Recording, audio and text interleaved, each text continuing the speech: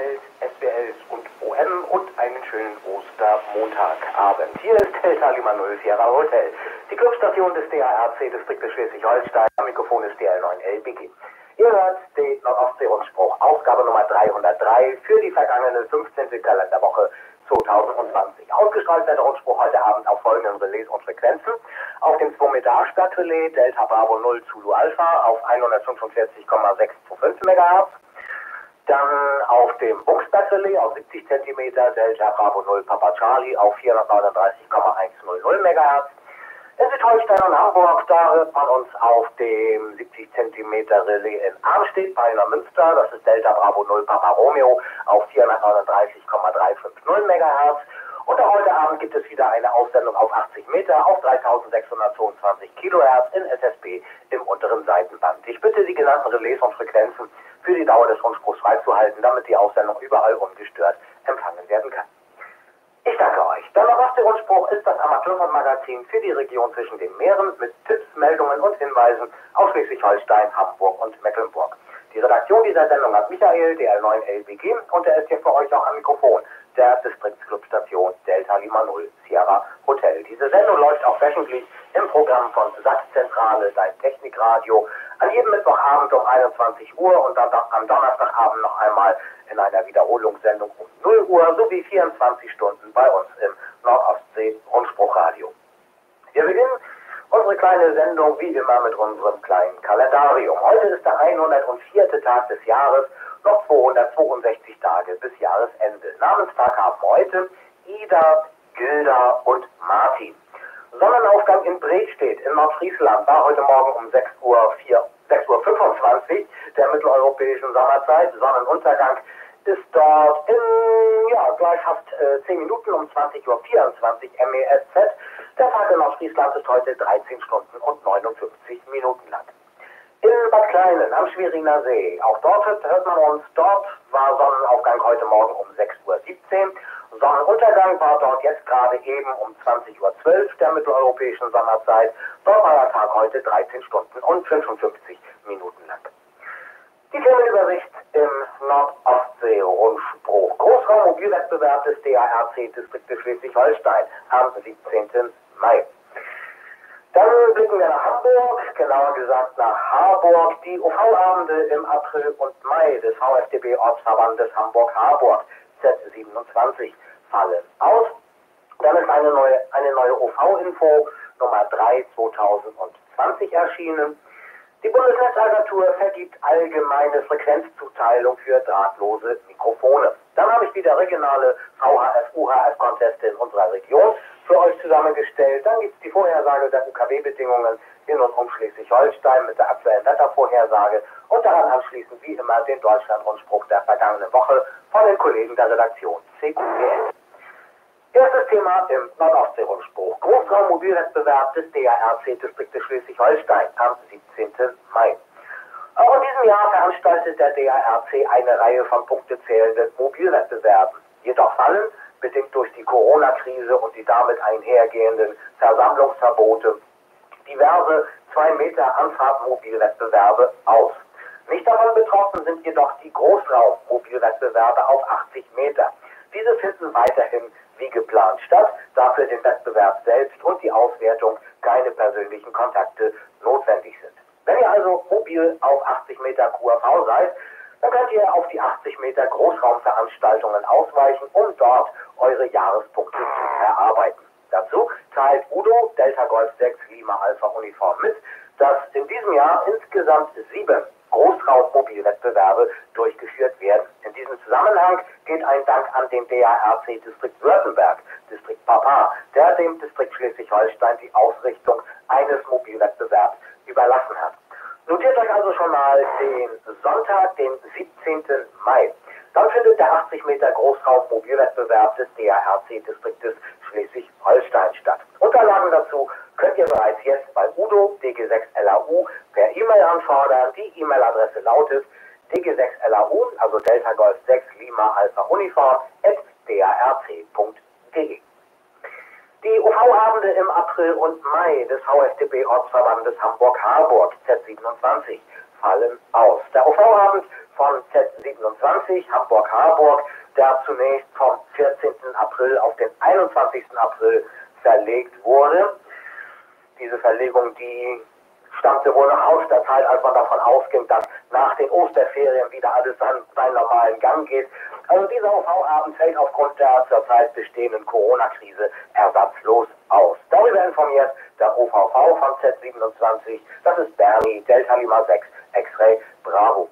Es ist auch noch nicht damit zu rechnen, dass der Z27 OV-Abend im Mai, am 12. Mai stattfinden wird. Derzeit ist das Vereinshaus des Kleingartenvereins am Bremer Tor in Harburg, in dem die OV-Abende des VSDB-Ortsverbandes Hamburg-Harburg stattfinden, bis auf weiteres komplett geschlossen. Auf der OV-Homepage von Z27 unter z27.vsdb.org hält Bernie DL6XB die Mitglieder und Freunde des OV auf dem Laufenden.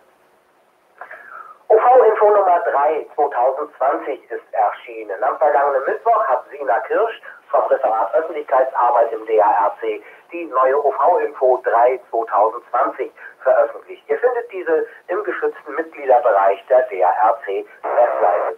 Die aktuelle Ausgabe enthält einen Ratgeber, welche Verfahrensweisen des Paragraphen 5 Absatz 2 des Gesetzes über Maßnahmen im Gesellschafts-, Genossenschafts-, Vereins-, Stiftungs- und Wohnungseigentumsgesetz zur Bekämpfung der Covid-19-Pandemie, also das sogenannte Corona-Gesetz, für Mitgliederversammlungen in Vereinen in Deutschland vorsieht. Vereinen werden derzeit durchaus Möglichkeiten zur Durchführung von Mitgliederversammlungen eingeräumt.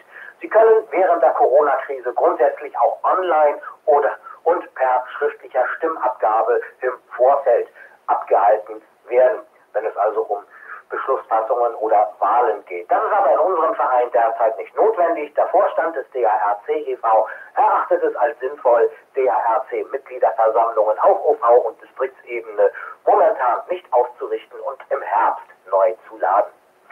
Neben weiteren Themen wird in der OV-Info der Funktag on the Air, der am kommenden Samstag anstelle des Funktags in Kassel auf den Bändern stattfindet, behandelt, und es gibt eine Anleitung zur Erstellung der Selbstanzeige nach BEMFV sowie einen Hinweis darauf, dass die zentrale DARC QSL-Vermittlung ihren Dienst weiterhin aufrechterhält.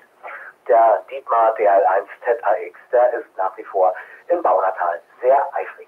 Die OV-Info ist ein Mittel der internen Kommunikation des DARC e.V. und richtet sich an alle Mitglieder der Ortsverbands- und Distriktvorstände, kann aber auch von allen DARC-Mitgliedern bezogen werden. Die OV-Info dient der Weitergabe von Informationen an die DARC-Mitglieder, an den Clubabenden oder aber in den verschiedenen OV-Medien, wie zum Beispiel Newsletter, OV-Zeitschriften, Webseiten und so weiter. 20:23 Uhr und ein paar zerquetschte dazu. Hier ist Delta Lima 0 Sierra Hotel. Wir machen eine kurze Schaltpause auf dem Relais.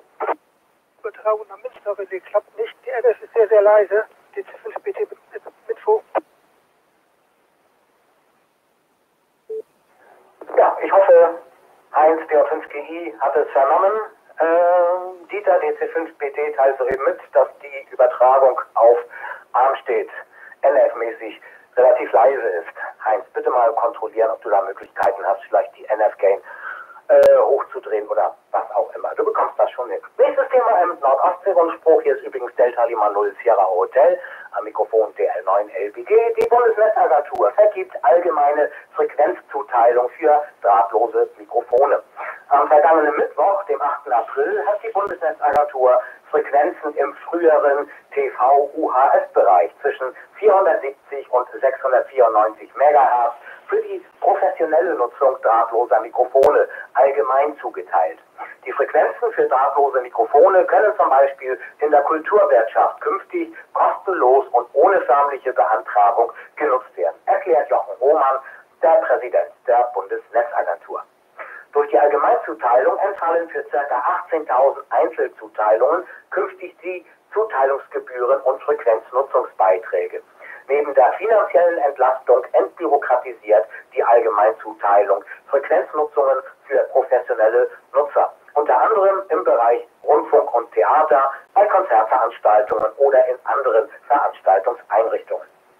Bisherige Besitzer von Mikrofonanlagen mit einer Einzelfrequenzzuteilung werden in den nächsten Wochen von der Bundesnetzagentur angeschrieben und über die Überführung ihrer individuellen Nutzungsrechte in diesem Frequenzbereich informiert sowie um Rückmeldung weiterer Frequenzbedarfe gebeten. Darüber informiert die Bundesnetzagentur auf ihrer Webseite. Regionale VHF-UHF-Conteste in unserer Region im UKW-Contestkalender des DARC finden wir für diese Woche folgende UKW-Wettbewerbe in unserer Region. Morgen Abend am Dienstag ist wieder Zeit für den Nordic Activity Contest. Morgen Abend wird in den skandinavischen Ländern auf 70 cm gefunkt, unter Beteiligung von Polen, Litauen, den Niederlanden und Großbritannien.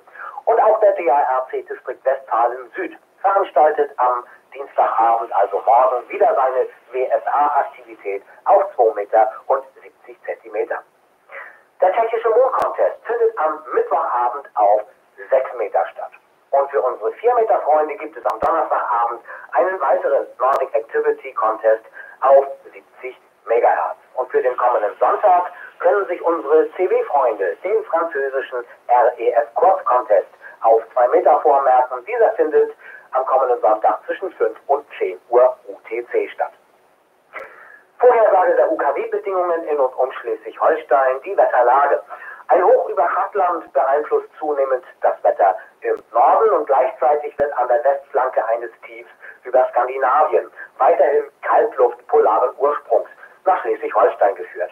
Nachdem es heute an manchen Orten in Schleswig-Holstein einzelne kurze Schauer gab, ist es in der kommenden Nacht wolkig und es kühlt ab auf frostige 0 bis, je nach Lage, -2 Grad. Der Nordwestwind flaut allmählich ab. Morgen erwarten wir einen Sonne-Wolken-Mix bei Temperaturen zwischen 8 und 11 Grad. Der Nordwestwind weht morgen mäßig, an der Nordsee auch stark bis stürmisch. Und so wie es derzeit aussieht, wird es für den Rest der Woche wieder sonnig und die Temperaturen gehen wieder leicht nach oben.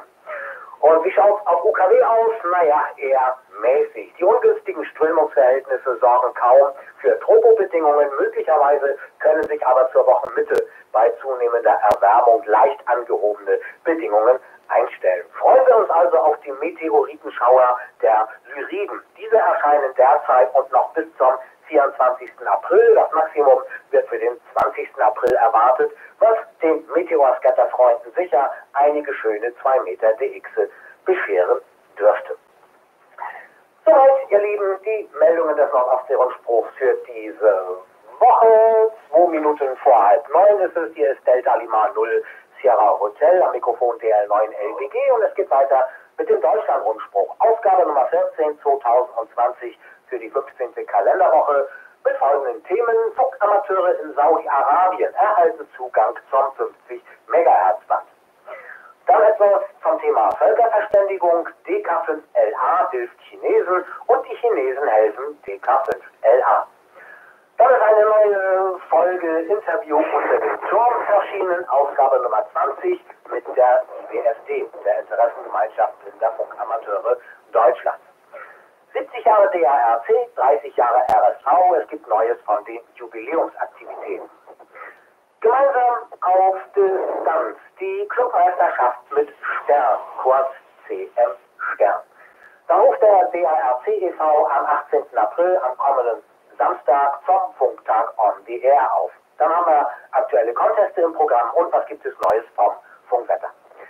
Erstes Thema im Deutschland-Rundspruch, Funkamateure in Saudi-Arabien erhalten Zugang zum 50 MHz Band.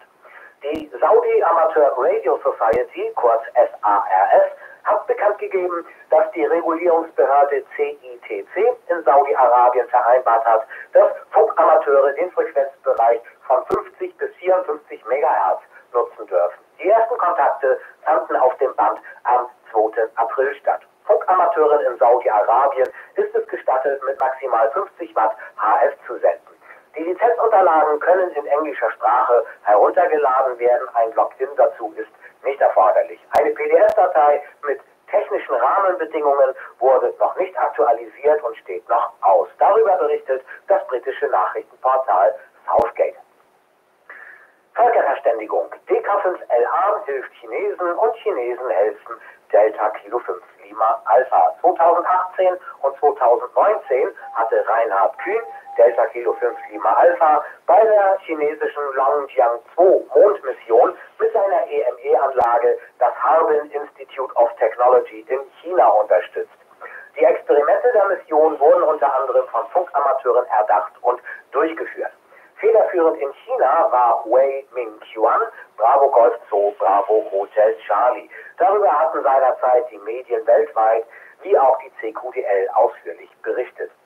Vor wenigen Tagen bekam Reinhard einen Anruf von Wei direkt aus China. Dieser hatte nämlich vernommen, dass das Coronavirus nun auch in Deutschland angekommen ist. Daher wollte er unbedingt die Stimme von Reinhard persönlich hören, um sich nach dessen Gesundheitszustand zu erkundigen. Wei war offensichtlich in Sorge um Reinhard, da er erfahren hatte, dass in Deutschland die Versorgung mit Schutzmasken zurzeit eingeschränkt sei. Daher bestand er darauf, ihm einige Schutzmasken zuzusenden. Reinhard hat sich sehr darüber gefreut, die Stimme von Wei zu hören und von ihm Schutzmasken zu erhalten. Wei geht es ebenso wie Reinhard zurzeit gut. Wer behauptet, dass Funkamateure nur Technik können, findet hier ein weiteres Beispiel von gelebtem Ham Spirit. Fasst Ulrich Fenner, Delta Lima 2 Echo Papa, diese Meldung zusammen. Interview unter dem Turm, Folge Nummer 20 mit der IBFD. Die Interessengemeinschaft Blinder Funkamateure Deutschlands verbirgt sich hinter dem Kürzel IBFD e.V. In unserem Interview unter dem Turm, Folge Nummer 20, bezeichnet unser Interviewpartner Reinhard Walter, Delta Lima 7 Uniform Lima Zulu, den Verein zwar als eine Art Schicksalsgemeinschaft, doch einmal mehr macht er deutlich, worin die Serviceleistungen dieses Vereins bestehen. Dass besonders der Amateurfunkdienst völkerverbindend und Menschen mit Handicap zu verbinden vermag, macht DL7ULZ mehr als deutlich. Den kurzweiligen Videobeitrag findet ihr auf dem DARC YouTube-Kanal zu finden mit dem Suchbegriff DARC Ham Radio. Alles zusammen in einem Wort geschrieben. Wir freuen uns jederzeit über neue Abonnenten unseres Kanals, damit ihr auch in Zukunft keine neuen Uploads mehr verpasst. 70 Jahre DARC, 30 Jahre RSV. Es gibt Neues von den Jubiläumsaktivitäten. Knapp 2 Wochen nach Beginn der Funkaktivitäten um Delta Mike 30 Romeo Sierra Victor, DM30 RSV, wurden die ersten Diplome vergeben. SWL Hans, Delta Echo 0 Alpha Alpha Alpha, erfüllte sowohl Grunddiplom als auch die Meisterklasse in der Sparte SWL. Die ersten Auszeichnungen für Sendeamateure in den Sendearten Mixed gehen an Delta Lima 5 Mike Kilo, Delta Lima 9 Golf Charlie Golf und Delta Lima 6 Mike India Golf als Grunddiplom und an Delta Lima 3 Bravo Whiskey Golf und Delta Lima 5 Mike Kilo in der Meisterklasse. Hinzu kommt ein Phone-Diplom für Papa Alpha 2 Tango Mike Sierra und Aufgaben in Digital für Delta Lima 3 Bravo Whiskey Golf, hier wiederum das Grund- und Meisterdiplom sowie für Delta Lima 6 Julius Zulu. Herzlichen Glückwunsch. Das Diplom 70 Jahre DARC konnte am 98. Tag des Jahres erstmals in der Premium-Klasse vergeben werden. Das berichtet der Diplommanager Friedrich, Delta Lima 4 Bravo Bravo Hotel. Die Nummern 1 und 2 gehen an Ulla, Delta Foxtrot 6 Quebec Papa und Walter, Delta Lima 8 Juliet Sierra. Auch hier herzlichen Glückwunsch. Insgesamt wurden schon über 90 Diplome ausgegeben. Darüber berichtet der DAAC-Referent für DX, das ist Rick, Delta Lima 2 Victor Foxtrot Romeo. Genau 4 Minuten nach 8:30, hier ist DL0SH mit dem Deutschland-Rundspruch. Wir machen eine weitere Schaltpause auf dem Relais.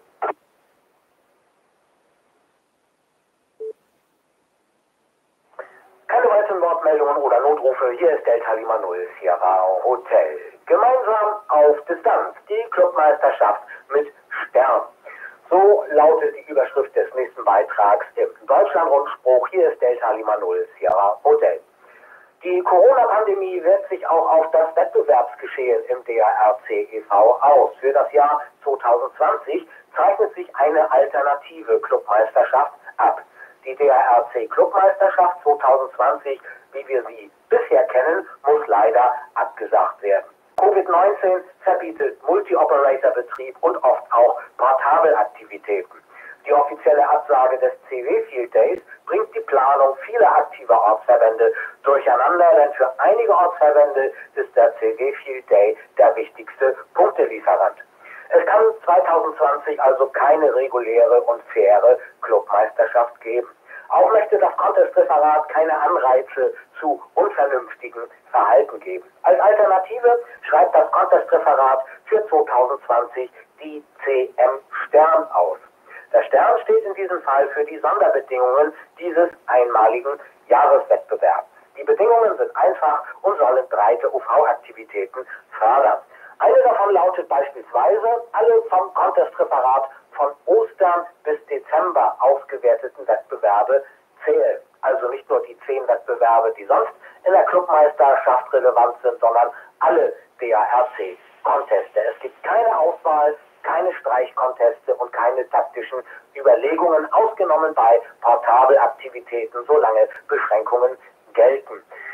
Dann zählen nur Einmann-Teilnahmen, genauso wie alle Loks eines OVs für die OV-Wertung zählen. Über die weiteren Modalitäten informiert eine Nachricht auf der DARC-Webseite. Der DARC ruft am 18. April, am kommenden Samstag, zum Contest auf, zum Funktag on the Air.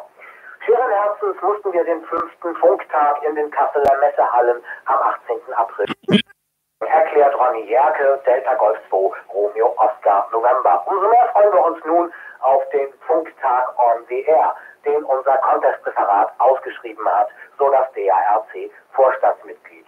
Von 6 bis 16 Uhr UTC heißt es am kommenden Samstag dann unter anderem CQ-Funktag Contest. Deutsche Stationen können mit allen Stationen arbeiten, ausländische Stationen dürfen nur QFOs mit deutschen Stationen werden. Eine Station darf pro Band in jeder Betriebsart einmal gearbeitet werden. Für UKW gilt keine Verbindungen über Relais, Satellitentransponder, Internet und so weiter. Der Contest findet auf den Bändern von 80 bis 10 Meter, natürlich mit Ausnahme der WARC-Bänder, sowie auf dem 2-Meter-Band statt. Auf Kurzwelle werden Verbindungen in CW und SSB sowie auf 2 Meter in CW, SSB und FM gewertet. Der Contest wurde in einer sehr kurzen Zeit kreiert, deshalb findet ihr die detaillierte Ausschreibung online auf der DARC-Webseite. Für die Auswertung wird die dem DARC-Referat Conteste vorliegende Software eingesetzt. Deshalb die Bitte an euch, benutzt vom Loggen auf Kurzwelle das Programm, welches auch für den Worked All Germany Contest, dem WAG, zum Einsatz kommt. Die Software wird beim Loggen die Punkte und die Multiplikatoren zwar nicht richtig anzeigen können, aber keine Angst, die Auswerter werden alle Ergebnisse richtig berechnen. Auf UKW verwendet man am besten das Programm, welches ihr bereits für alle DARC-UKW-Conteste einsetzt. Für den Contest lobt das Referat spezielle Funktagsurkunden für alle Teilnehmer aus und es gibt darüber hinaus noch spezielle Überraschungen. Parallel zur Funkaktivität ist am 18. April zugleich Weltamateurfunktag. Diesen hat die Internationale Amateurradio-Union, die IARU, unter dem englischen Titel World Amateur Radio Day, kurz WARD, ins Leben gerufen, um an ihre Gründung zu erinnern. Für gewöhnlich machen Funkamateure an diesem Tag sowieso besonders viel Betrieb auf den Bändern und in diesem Jahr könnte der Funktag on the Air Contest seinen Teil dazu beitragen. Aktuelle Conteste am kommenden Wochenende, 17. 18. April, da kommt aus Israel der Holy Land Contest zu uns. Dann haben wir am 18. April in Estland den Ecosierra Open Championship und wie eben gehört den Funktag on the Air Contest. Außerdem noch 18. bis 19. April in Serbien der Yankee Uniform DX Contest. Die Ausschreibungen dazu findet ihr auf der Webseite des Contest-Referates sowie mittels der Contest-Termintabelle in der CQDL in der April-Ausgabe 4 2020 auf Seite 64. Der Hauptwetterbericht vom 7. April, herausgegeben wie immer von Hartmut Büttich, DL1 VDL. Zunächst Rückblick vom 30. März bis 6. April. Seit dem 31. März war auf der uns zugewandten Sonnenseite die Region 2759 präsent. Sie hat die magnetische Signatur des neuen 25. Elfjahreszyklus. Seit dem 6. April entwickelten sich in ihrer Umgebung einige B-Flares. Die Fluxwerte zeigten einen geringen Aufwärtstrend bis 71 Fluxeinheiten. Das geomagnetische Feld war am 31. März und 3. April jeweils nachts aktiv. Der K-Index stieg auf 4. An allen anderen Tagen hatten wir nur geringe Störungen. Das beste DX-Band tagsüber war 20 Meter. Die Bänder darüber waren nur auf den transäquatorialen Funkwegen offen. Die für 3000 Kilometer Sprungentfernung geltende F2-Grenzfrequenz der Ionosphäre erreichte fast nie 18 MHz. Auf den unteren Bändern hörten wir während der Dämmerungszeiten laute Signale aus dem pazifischen Raum. Vorher war bis zum 14. April die Region 2759 verschwindet. Dafür gibt es am östlichen Sonnenrand einen sich entwickelnden Sonnenfleck. Die Fluxwerte bleiben unverändert im Bereich von 70 Einheiten. Das koronale Loch CH958 erreicht am 8. April den Meridian der Sonne. Störungen des Erdmagnetfeldes durch intensiveren Sonnenwind erwarten wir nach dem 10. April. Das zuverlässigste DX-Band tagsüber bleibt 20 Meter. Am frühen Nachmittag ist manchmal 17 Meter DX-tauglich. Das kann ich bestätigen. In den letzten Tagen und in der letzten Woche mittags auf 17 Meter ging Südafrika eigentlich immer. Durch die immer kürzer werdenden Nächte sind die nutzbaren Zeiten für Low-Band DX immer mehr eingeschränkt. Interessante Ausbreitungsbedingungen bietet bei ruhiger Atmosphäre das 60-Meter-Band. Zwischen dem 12. und 24. April, sagte ich eben bereits im Nordostsee-Rundspruch, befindet sich die Erde im Meteorstrom der Lyriden. Das Maximum wird am 20. und 21. April sein. Meteore erhöhen aber die Wahrscheinlichkeit für das Auftreten der sporadischen E-Schicht. Lassen wir uns also überraschen.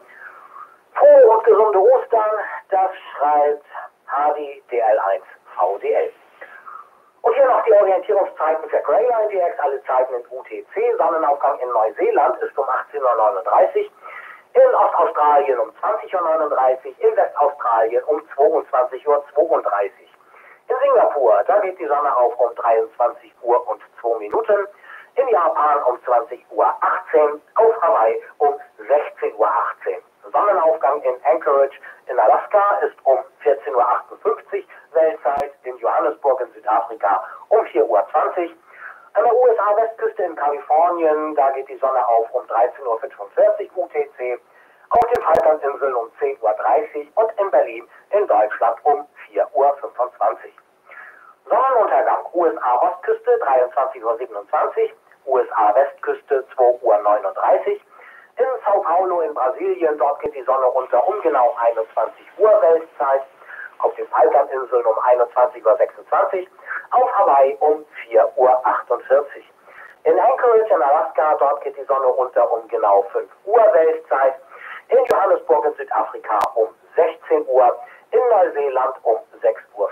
Und in Berlin in Deutschland verschwindet die Sonne um 17:52 Uhr UTC hinter dem Horizont. Das war der DARC Deutschland-Rundspruch der vergangenen Woche. Die Redaktion hatte auch diesmal wieder mein Kollege Stefan Hüpper, DH5 FFL vom Amateurfunkmagazin CQDL. Wenn ihr Meldungen für den Deutschland-Rundspruch habt, Tipps, Infos, Beiträge, Hinweise, spannende Meldungen von bundesweitem Interesse, dann schickt eure Beiträge gerne per Post oder Fax an die Redaktion CQDL. Ihr kennt ja die bekannte Adresse Lindenallee 4 in Baunatal, sowie per E-Mail bitte ausschließlich an die Adresse redaktion@darc.de. Diesen Rundspruch gibt es auch als PDF und MP3-Datei auf der DARC-Webseite.